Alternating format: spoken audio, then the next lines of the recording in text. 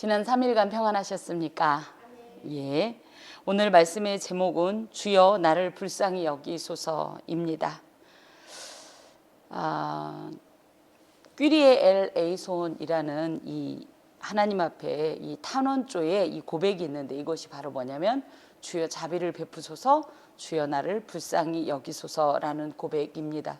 이 고백은 신약에 보면 예수님을 향하여 외쳤던 맹인의 고백이 그러하고, 죄인이 하나님 앞에 도무지 감당할 수 없는 나의 죄과를 고백할 때 불쌍히 여기소서라는 표현을 또한 드리기도 합니다. 어린 자녀들이 우리의 사랑이나 위로나 어떤 그런 것을 느끼기를 원할 땐 어떤 행동을 하냐면 주로 자기가 많이 아픈 거에 대한 얘기를 하지 않습니까? 작은 상처가 나도 거기가 그게 굉장히 대단한 것처럼 거기에다 약도 발라야 되고 호두해야 되고 데일밴드도 붙여주고, 그래서 상처가 다 나을 때까지 이거 이래가면서, 그럼 저희는 어이구 아팠어 해가면서 사람에게 있어서 물론 이제 여러 가지 기본적인 감정들이 있지만 누군가 본인이 의지하는 자에게 불쌍히 여김을 받음으로 해서 그 원하는 어떤 위로나 격려가 이렇게 충족되기를 바라는 그런 소망들이 있는 것 같습니다. 오늘 욥기 14장을 읽으면서 저는 욥에게서 그런 모습을 좀 발견을 했습니다. 그래서 말씀의 제목을 주여 나를 불쌍히 여기소서로 정해 보았습니다.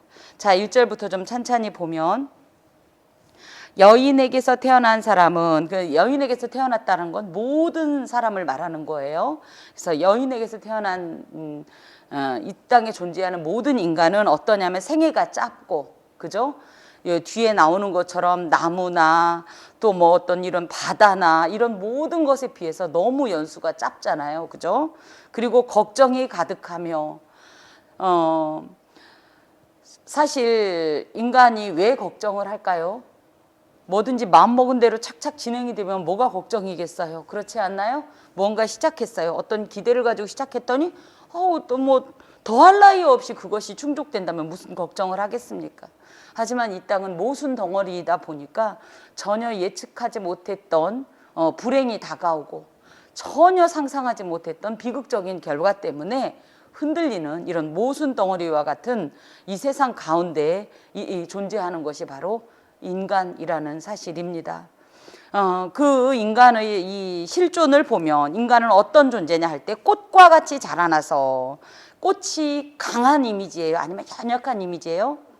아주 연약하죠. 그래서 꽃과 같이 자라나지만 금방 시들죠. 그죠? 나무보다 훨씬 더 그죠? 이 연한이 짧은 게 꽃이잖아요. 그리고 그림자같이 지나가며 머물지 아니하거늘. 그래서 인간이란 존재가 이 정도로 아주 유약하고 아주 허망하고 그런 존재라는 거예요. 도저히 하나님의 적수가 될 수 없는 연약한 인간의 이 고백과 함께 이런 존재로 자란 이 인간이 세상에 이 근심이 많은, 걱정이 많은 이 세상 가운데 살면서 계속적인 어떤 감정의 동요를 겪기도 하고, 또 무능감과 절망감들을 경험하면서 괴로움과 갈등 가운데 살아감을 의미해요. 시편 90편 12절 등에도 그렇고, 이사야 2장 22절에 보면 너희는 인생을 의지하지 말라, 그의 호흡은 코에 있나니 새말 가치가 어디 있느냐, 이렇게 표현할 정도로 정말 그 어떤 것보다도 만물의 영장이라고 스스로를 칭하지만 그 어떤 것보다도 누가 그래요? 발톱이 뾰족하길 한가, 이가 뭐 날카롭길 한가, 아무짝에도 필요 없이, 그죠? 오로지 하나님이 주신 어떤 그런 특수한 권위 하나 가지고 사는 게 인간이다, 이렇게 얘기하는데, 그런 존재라는 거예요. 그런 존재는 이와 같은 자, 이런 존재는 주께서 눈여겨 보시나이까, 즉 하나님께서 눈과 귀를 열어서 나 자신을 이렇게 아무 볼품없는 나를 굳이 눈여겨 보십니까? 자꾸만 왜 나한테 집중하세요? 계속 욥이 했던 말이 반복되는 거예요. 그러면서 나를 주 앞으로 이끌어서 재판하시나이까, 지나친 관심으로 자신의 작은 죄 하나까지도 지켜보시는 하나님에 대한 감사가 아니라 원망이 지금 앞서고 있습니다. 하나님께서 자신에게 지나치게 반응하신다는 거예요. 아주 작은 것까지도 용납하지 못하고 소위 말하면 그 어떤 꼴을 보지 못하고 이런 표현입니다. 내가 작은 어떤 허물이나 실수조차도 뭐 그냥 넘어가지 않으시고 계속적으로 마치 하나하나를 찝어서 심판대에 세우듯이 자신을 그렇게 재판하시고 계십니다. 누가 깨끗한 것을 더러운 것 가운데서 낼 수 있으리까 하나도 없나이다. 그래서 깨끗한 것이 더러운 가운데서 낫다라는 표현이 시편 51편 5절에 보면 내가 죄악 중에 출생하였으며 그러면서 다윗이 그 밧세바와 간음한 후에 지었던 그 참회의 시 중에 나오는 말씀인데 모친이 죄 중에 나를 잉태하였나이다 라는 이런 고백처럼 인간의 본질은 뭐예요? 죄로 오염된 상태라는 거예요. 죄악으로 오염된 인간에서 난 자기 때문에 누구도 자신을 깨끗하다고 말할 수 없이 우리는 처음부터 더러운 존재입니다. 의인은 없나니 하나도 없습니다.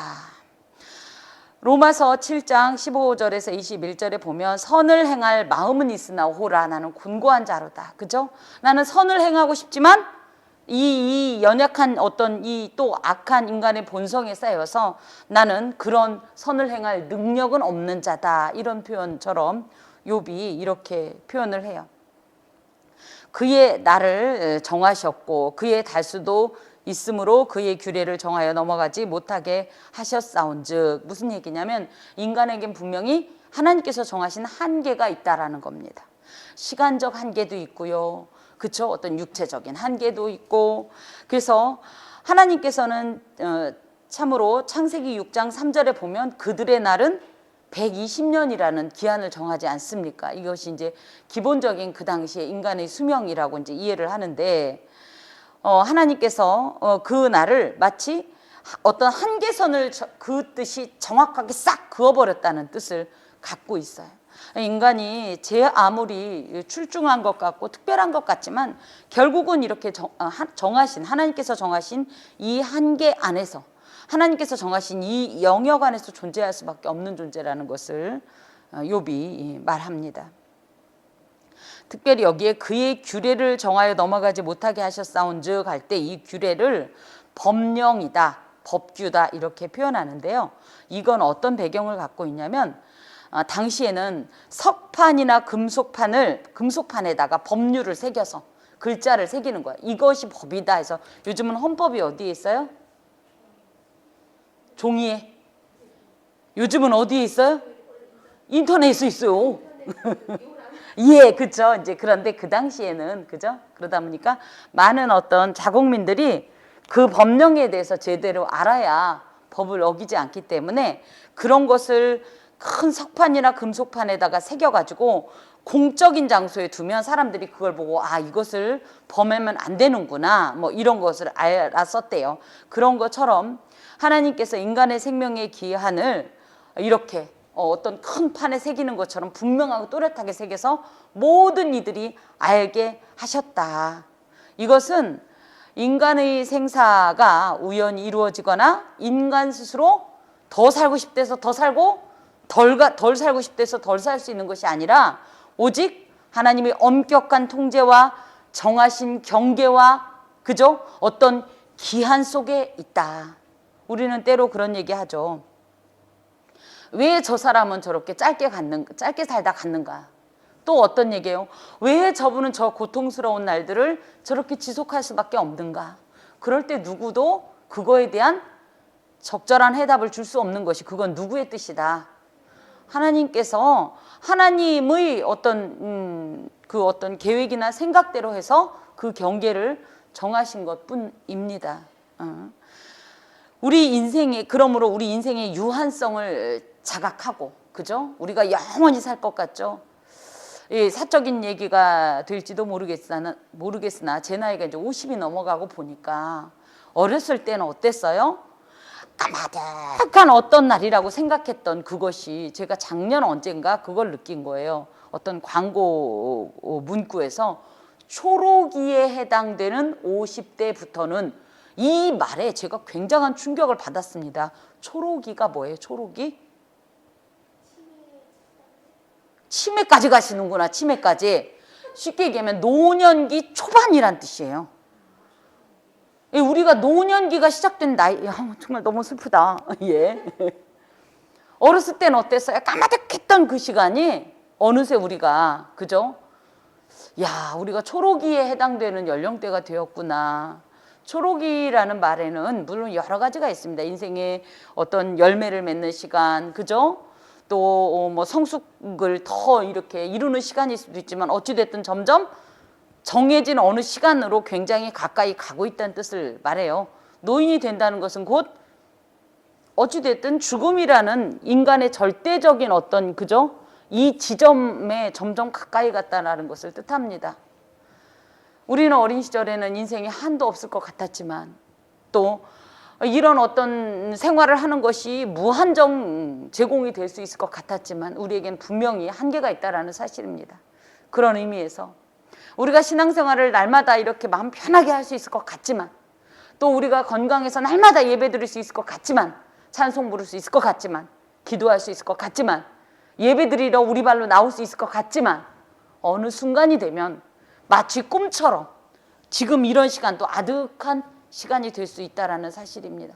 그래서 우리는 언제나 우리의 신앙은 현재 진행형일 뿐만 아니라 가능하면 하나님 앞에 최선을 다한 열정적인 태도로 이 신앙생활을 영위해야 된다라고 생각을 합니다. 자, 그러면서 그 6절에 보니까 그에게서 눈을 돌이켜 그가 품꾼같이 그의 날을 마칠 때까지 그를 홀로 있게 하옵소서. 그래서 품꾼같이 그의 날을 마친다는 것은 일하러 간 사람이 품꾼이 일을 마치면 뭐 해요? 이제부터 쉬죠. 그러면서 즐거움을 누리는 것처럼 고달픈 인생 가운데서 잠시 잠깐이라도 나도 품꾼이 일을 마치고 쉬는 것처럼 내가 지금은 너무 고통스럽지만 요걸 좀 잠시 쉬어서 안식할 수 있도록 좀 은혜를 좀 누리게 해 주십시오. 이런 표현입니다. 이게 저는 이제 다 사람마다 말씀을 개인적인 어떤 체험하고 결부를 많이 시키잖아요. 욥이 얼마나 고통스러웠길래 그 잠깐의 쉼을 이렇게 갈망할까 생각을 할 때 이제 우리가 이제 분만이라는, 그죠? 분만이라는 어떤 인생의 특별한 어떤 과정을 겪으면서 이 이벤트 속에서 정말로 그 숨을 쉴 수 없을 정도로 고통이 계속 연속적으로 다가올 때 소위 말하면 그거잖아요. 잠깐 진통이 멈추면 깜빡하고 자거나 그 사이에 꿈을 꾸고 그렇게 달콤하게 그래봤자 몇 분 되지도 않는데 잘해야 뭐 1분 한 30초 정도 되는 그 시간에 꿈을 꾸는 그 달콤함처럼 너무 고통스러우니까 그게 그렇게 달았던 것처럼 욥이 지금 이 숨을 쉴 수 없을 정도의 이런 어떤 가혹하고 너무 고통스러운 이 시간이 있다 보니까 저희가 그 맛보았던 그런 시간만이라도 어떻게 보면 쉼을 좀 얻고 싶은 이런 갈구를 하나님 앞에 표현하는 것이 아닌가 합니다. 7절부터 다시 보면 이제 또 인간의 인생의 허무함에 대해서 이 얘기를 하는데 나무는 희망이 있다는 거예요. 왜냐하면 찍힐지라도 다시 움이 나서 연한 가지가 끊이지 아니하며, 그렇죠? 나무는 완전히 뿌리째 뽑히지 않는 이상은 뿌리가 남아 있고 밑둥만 잘리면 어떻게 돼요? 또 그저 밑둥에서부터 또 새로운 어떤 이 세대의 같은 나무인데도 또 다른 나무가 자라지 않습니까? 지금 그 얘기입니다. 그 뿌리가 땅에서 늙고 줄기가 흙에서 죽을지라도 물기운에 움이 돋고 가지가 뻗어서 새로 심은 것과 같거니와. 그래서 인생과는 대조되는 이 나무의 질긴 생명력. 그 얼마든지 어찌됐든 아무리 밑둥이 잘렸어도 뿌리가 뽑히지 않았기 때문에 소생이 가능하다라는 걸 얘기해요. 그런데 10절에 보면 장정이라도 뭐예요? 인생은 이렇다는 거예요. 그가 설령 장정이었었더라도 인생의 최절정에 이르는 어떤 육체적인 능력, 어떤 이런 에너지, 이 모든 것이 있었더라도 그가 막상 죽으면 그대로 소멸된다는 거예요. 소멸된다는 거예요. 그러면서 인생이 숨을 거두면 그가 어디 있느냐. 물이 바다에서 줄어들고 강물이 잦아서 마름같이 사람이 누우면 다시 일어나지 못하고 하늘이 없어지기까지 눈을 뜨지 못하며 잠을 깨지 못하느니라. 인생은 한번 죽으면 이게 끝이라는 겁니다. 나무의 질긴 생명력과 대조되는 한 번 죽으면 다시 일어날 수 없는 회복 불가능한, 그래서 이 사람의 유약하고 제한적인 생명과 허무함을 이 욥이 토로를 하면서 본인도 이제 그런 어떤 운명에 처해졌다라는 이런 자탄적인 이 말입니다. 특히 인간은, 우리가 이해하는 인간은 어떻습니까? 죽었어도 부활이, 육체의 부활이 있습니다. 성경에서는 고린도전서 등에 보면 많이 그런 표현을 하고 있는데, 그 당시에는 부활 사상이 지금처럼 이렇게 제대로 체계를 잡지 못했었어요. 그래서 그들은 어떻게 이해를 했냐면, 영혼은 영원히 가지만 육체는 한번 소멸하면 그것은 그걸로 그만이다라고 생각을 하고 있었어요. 물론 인생은 짧고 허무한 것이 사실이지만 하나님의 약속을 믿지 않는 자들에게는 그죠? 이 땅에서 인생은 짧고 허망합니다. 그리고 무가치합니다. 그러다 보니까 죽으면 그만이라는 생각으로 극단적인 행동들을 하곤 하는데, 성도들은 어떻습니까? 우리에겐 소망이 있습니다. 예수를 통한 부활의 약속이 예비되어 있기 때문에 현재의 삶이 지나치게 우리를 고통스럽게 하고 정말 살 여력조차 없고 그 어떤 기대조차 없다 할지라도 우리는 절대적으로 하나님께서 정하신 것을 우리가 임의적으로 행동하면 안 됩니다. 조금 더 이제 말씀을 조금 드려보면, 여기서도 보니까 영혼은 영존하지만 육체는 죽는다라는 표현에 여러분들은 어떻게 이해하고 있어요? 맞습니까? 영혼은 살고 육체는? 응? 영혼은 죽지만 예수님 부활 때 다시 살아나요. 육체는 영혼은 죽고, 예. 영혼은 살고, 영원히 살고, 육체는 죽었다가 예수님 부활 때 다시 육체로. 어떤 육체로? 신령한 몸으로. 그게 중요해요. 고린도전서 15장에 보면, 15장 44절에 보면 신령한 몸이라고 해서 하늘에 속한 몸으로. 그래서 그때 육체의 형체는 없이 영혼만 뿅 올라가는 게 아니라 하늘에 속한 신령한 몸으로. 만약에 지금 우리가 이 몸 그대로 대기권을 탈출하면 어떻게 돼요? 다 산화돼 버려요. 그런데 예수님께서 부활하실 때 그래서 우주복 입고 막 이거 뭐 벨 붙이고 그러고 가셨어요? 어떻게 가셨죠? 신령한 몸으로 가신 그 모습처럼 저희도 아직은 그 몸이 어떤 몸인지 사실은 몰라요. 근데 다만 힌트는 있죠. 예수님이 뭐 하셨어요? 부활하신 몸이 어땠죠? 이게 공간을 이동하시고, 그죠? 그런데 분명히 만질만 했어요, 또. 그죠? 그래서 신령한 몸이에요. 헤븐리 바디라고 하는데 우리가 오해는 하지 말아야 될 것이, 영혼은 살고 육체는 죽었기 때문에 육체는 없이 영혼만 무슨 우리가 만화에서 그리는 것처럼 꼬리 살살살 해갖고 하얀 거 무슨 뭐 몸도 없고 뭐도 없고 연기처럼 막 돌아다니는 그런 몸으로 부활하는 것이 아니라, 예, 온전한 몸으로. 그렇지만 그 몸이 어떤지는 모르니까 우리가 신령한 몸이다, 하늘에 속한 형체다 이렇게 표현을 하는데, 그러한 몸으로 부활을 합니다. 근데 이 욥 당시에는 그런 부활에 대한 신학이 제대로 체계를 잡지 못했기 때문에 욥이 이렇게 신앙이 좋아도 이것에 대해서 확신도 없고 지금 이런 표현을 하는 것이다. 이해가 가십니까? 예. 자, 그러면서 주는 나를 수월에 감추시며 주의 진노를 돌이키실 때까지 나를 숨기시고 나를 위하여 규례를 정하시고 나를 기억하옵소서. 그래서 여기에 수월에 나를 감추셨다. 수월은 어떤 곳이라고 했나요? 지하세계, 죽은 자들의 처소, 죽은 사람만 가는 곳인데도 여기에 뭐라고 했어요? 수월에 나를 감추시며. 이건 무슨 얘기냐면 지금 현재가 너무 극심한 어떤 고통과 고난 가운데 있기 때문에 일종의 도피처처럼 수월에 나를 좀 잠깐 머물게 했다가 그래서 그때가 언제까지냐면 주의 진노를 돌이실 때까지 나를 숨기셨다가 나를 위하여 규례를 정하시고 나를 기억하옵소서. 이게 하나님께서 나를 다시 그 살아날 시점을 좀 말씀해 주십시오. 이 우리와 같은 이런 부활의 이 교리가 확실히 있었다면 욥이 그런 기도를 안 해도 되는데 아직은 그런 교리가 없기 때문에 그 영혼이 소멸되는 거에 대해 그러면서도 아직은 어렴풋하지만 부활신앙은 있는 거예요. 근데 완전하지 못한 부활신앙이 있는 거예요. 그러다 보니까 욥의 상상력을 더해서 하나님께서 잠깐 나를 소홀에 감추었다가 하나님께서 살릴 그 시점이 되면 나를 다시 부활시켜 달라라는 이런 고백을 하고 있어요.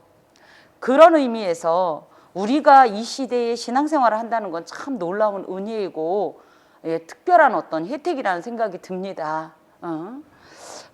제 아무리 신앙이 좋았던 욥이라도 미처 확신하지 못하였던 이 부활의 그죠? 신앙을 우리가 소유할 수 있다는 것은 참으로 귀한 은혜라고 생각을 합니다. 다시 또 표현하는 거예요. 장정이라도 죽으면 어찌 다시 살리까. 그래서 아직도 부활, 즉 나무처럼 이 회생할 수 있는 가능성은 없다라고 인간은 그런 표현을 하고 있습니다. 나는 나의 모든 고난의 날 동안을 참으면서 풀려나기를 기다리겠나이다. 만약에 부활이 찾아온다면 나는 그 부활을 생각하면서 현재를 어떻게든지 견뎌 보겠습니다. 하나님이 어떤 처분을 내리시든지 어찌됐든 지금 내가 참아 보겠습니다. 하지만 지금 아무런 소망도 보이지 않고 또 나는 부활에 대해서 방금 말씀드렸던 그런 확실한 어떤 개념이 없다 보니 나는 지금 이 자체가 너무 힘이 듭니다. 기독교를 무슨 이렇게 기독교의 가장 대표적인 교리 중에 하나가 뭐냐면 부활 교리입니다.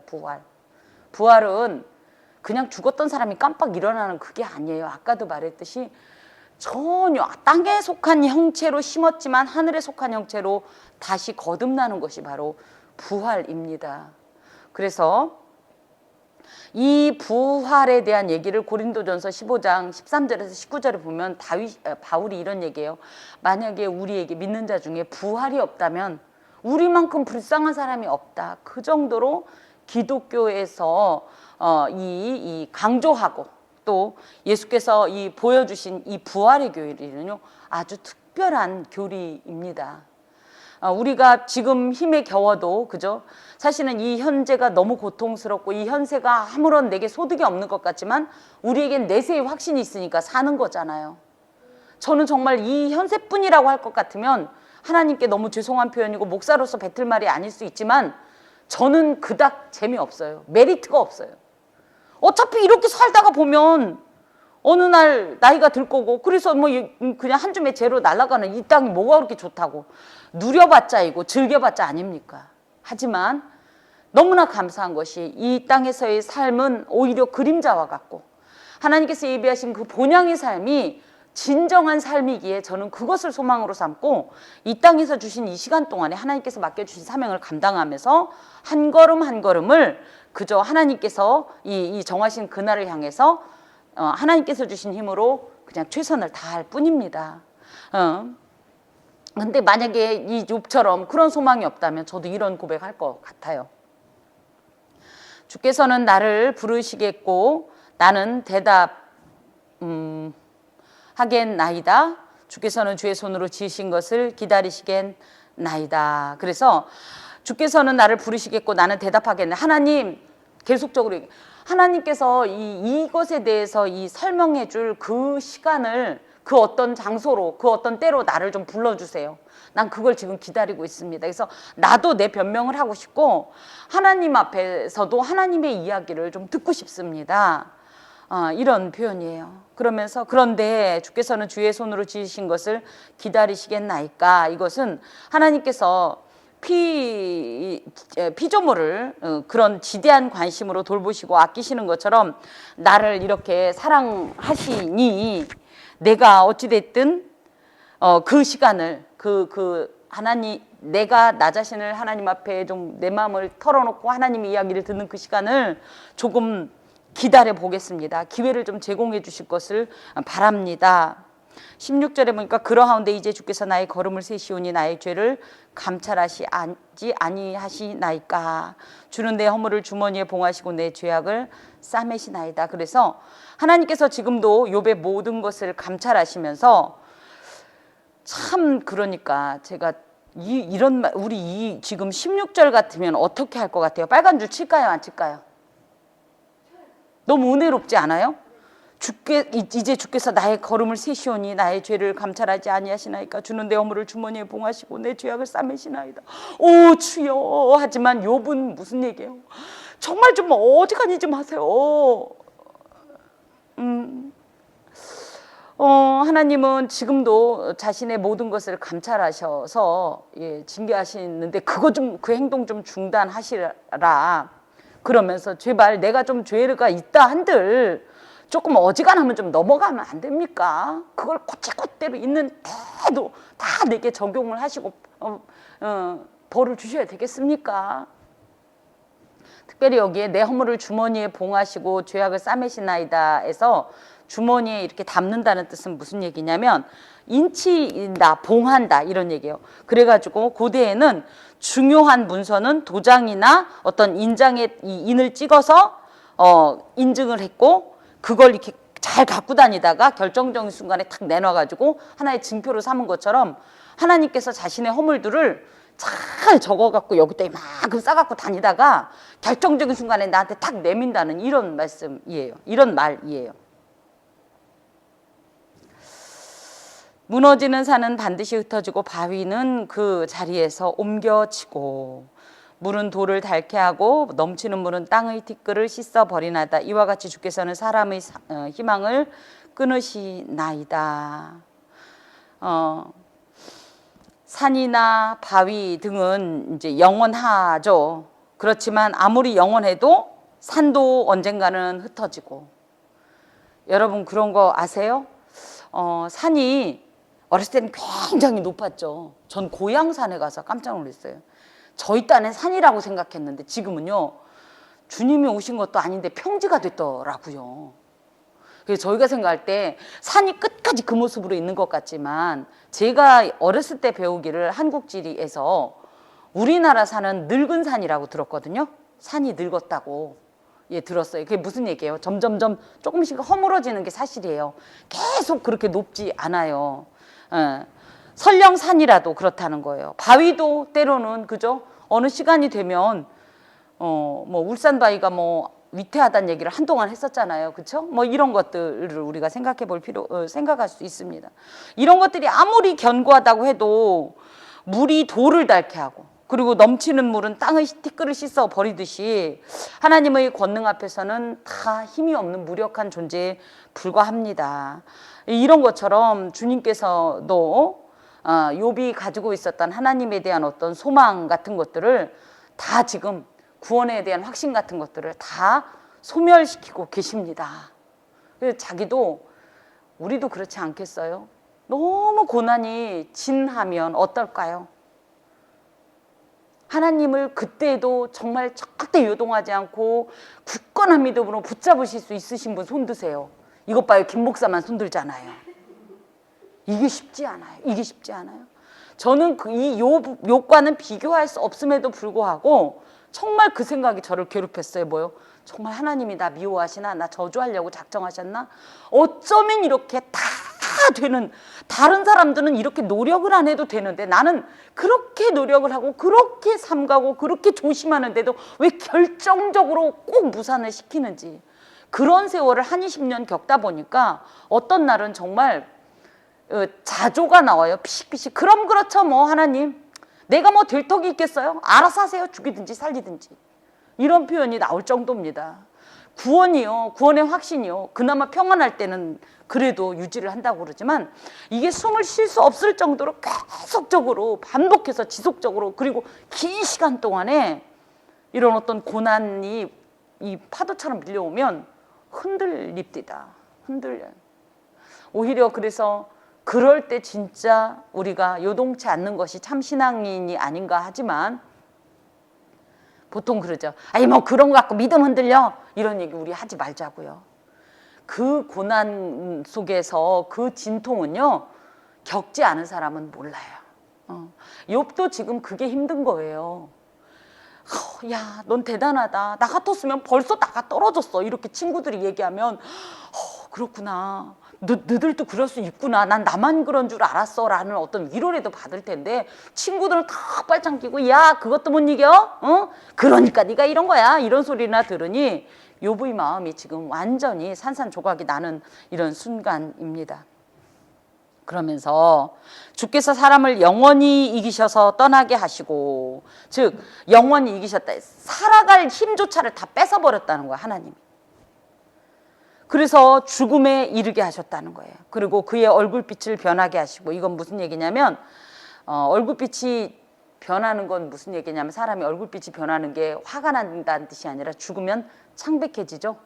예, 이런 뜻이에요. 그러니까 하나님께서 사람을 영원히 이기셔서 떠나게 하시며 그의 얼굴빛을 변하게 하시고, 이게 무슨 뜻이냐면 하나님이 끝내, 물론 하나님의 의로움 앞에서, 하나님의 공의 앞에서 누구도 대적할 수 없어요. 그것은 완전하고 정확무오합니다. 그런데도 하나님께서 불쌍히 여기시지 않고 끝내 당신의 공의만을 가지고 이렇게 심판을 하셔서 결국은 하나님이 이기시고, 그 죄과의 어떤 죄가 때문에, 그 죄의 결과 때문에 사람이 이제 결국은 죽어서 얼굴빛이 변해서, 죽어서 얼굴빛이 이제 창백해져서 쫓아보내시오니, 이건 뭐냐면 인간으로 하여금 이 세상과 아예 이 어떤 관계가 없을 정도로 다 끊어내버리는 하나님의 어떤 강권적인 능력을 말해요. 죽은 사람 다시 만날 수 있어요? 못 만나잖아요. 그렇게 만드신다는 거예요, 하나님이. 그의 아들들이 존귀하게 되어도 그가 알지 못하며, 왜요? 죽었으니까. 그들이 비천하게 되어도 그가 깨닫지 못하나이다. 죽으면 아무것도 모른다는 거예요. 다만 그의 살이 아프고 그의 영혼이 애곡할 뿐이니다. 그의 살이 아프다는 얘기는 무슨 얘기냐면, 인간이 죽고 나면 우리의 모든 이런 피부나 조직들이 다 어떻게 되죠? 예, 다 이제 분리돼서 썩어버리잖아요. 그 얘기예요. 그런 어떤 과정이 전혀 뭐 죽은 상태니까 신경도 뭐 전혀 감각을 못함에도 불구하고 그런 과정이 굉장히 비참하다라는 표현을 하면서 그의 영혼이 애곡할 뿐이니다. 육체와 영혼이 사실은 이 고통 중에 거하게 만드신다는 거예요, 하나님이. 본문을 이렇게 읽다 보면 참 인생 무상이다, 이런 표현들이 참 여러 번 나오게 됩니다. 사람의 일생이 덧없이 흘러간다라는 말 그대로 인생 무상이라는 이 말은 시편에서도 여러 번 나오죠. 특히 시가서에 보면 시편 103편 15절에 보면 인생은 그 날이 풀과 같으며 그 영화가 들의 꽃과 같도다. 베드로전서 1장 24절에 뭐 같은 말이긴 하지만, 또 야고보서 4장 14절에 보면 너희는 잠깐 보이다가 없어지는 안개니라. 이런 표현들이 인생이 얼마나 하나님 앞에서나 사람 앞에서 덧없는가에 대한 허무함을 많이 이제 토로하고 있는 내용들이라고 하겠습니다. 사실 이런 인생길에서 끝없는 고통과 슬픔, 상처받고 배신당하고 또 실패하고 병약해지고 이런 모든 것들로 인해서 괴로워하다 끝나에 죽음에 이르게 된다면 그야말로 인생은 그야말로 무상입니다. 하지만 우리에게 소망이 있으니, 다른 모든 인생들은 다 그렇더라도 예수를 믿는 이에겐 소망이 있으니 이것이 끝이 아니라는 데 있습니다. 그런 아무것도 바랄 것도 의지할 것도 없고, 의지할 것도 영원한 소망일 것도 없는 이 인생 가운데서 그래도 우리에게 유일한 희망이 있다면 하나님이십니다. 그래서 이런 허망함 중에, 이런 허무감 중에, 이런 정말 이 어떤 인생 무상이라는 절망감 중에 우리가 누구를 붙잡아야 되냐면 하나님을 붙잡아야 된다는 거예요. 하나님만이 우리에게 유일한 힘이 되고, 유일한 약속이 되고, 유일한 이 세상을 살아갈 능력도 주시고 저 세계를 바라볼 수 있는 믿음도 주시고 비전을 제공하시는 분이 하나님이시기 때문입니다. 비록 하나님 앞에서 우리는 아무 공로가 없는 구원의 무자격자요 부적격자이지만, 그 하나님을 의지하는 자에겐 하나님은 이렇게 욥처럼 울 때 어떤 반응을 보이실까?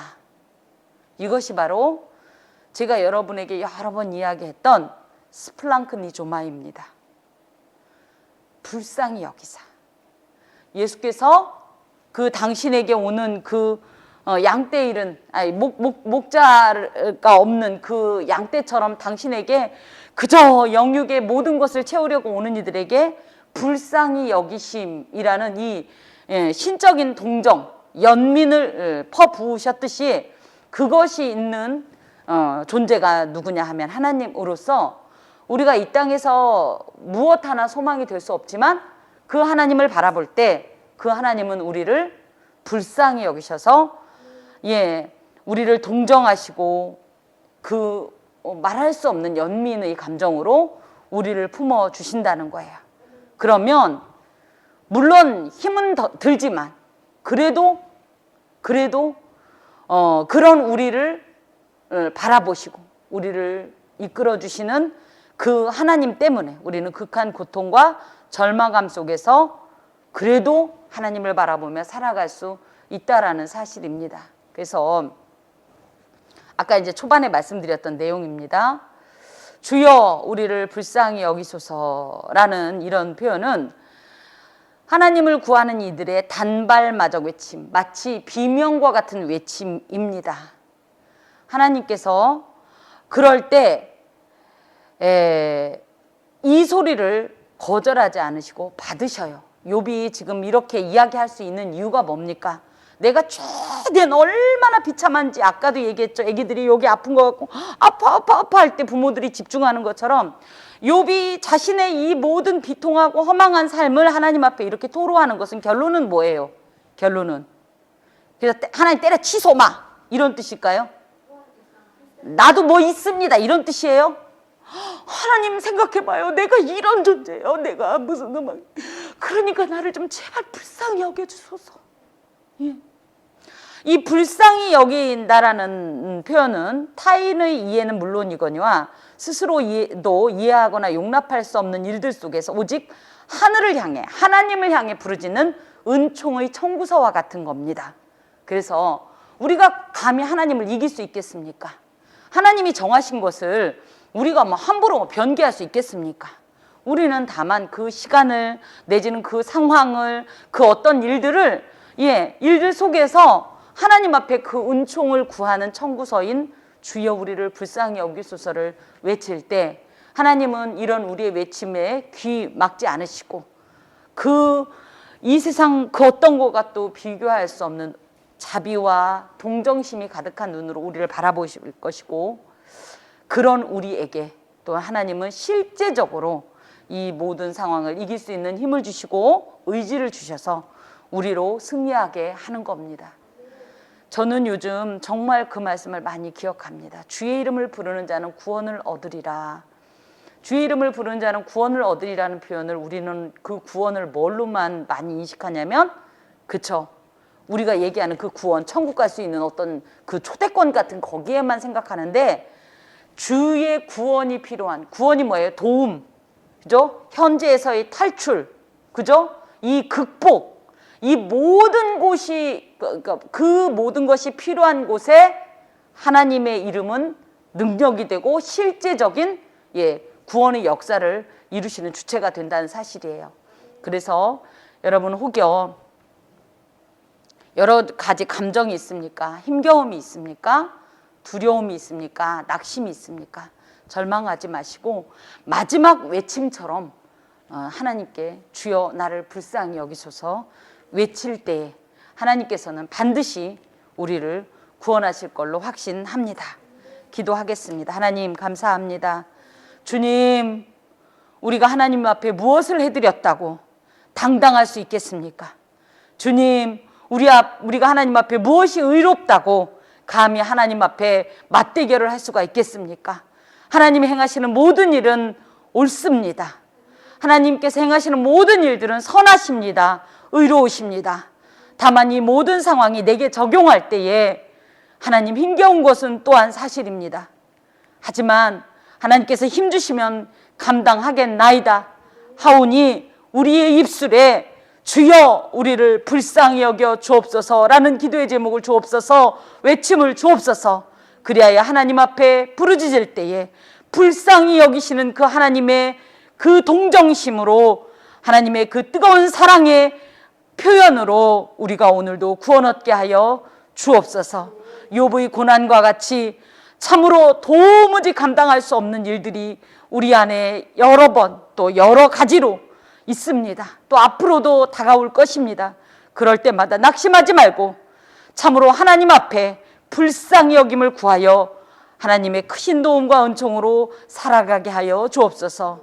예수 그리스도의 이름으로 기도하오며 주 예수 그리스도의 은혜와 하나님의 사랑과 성령의 교통하심이 은총을 입은 함께하는 교회의 모든 권속과 그 삶에 영원히 함께하옵시기를 간절히 축원하옵나이다.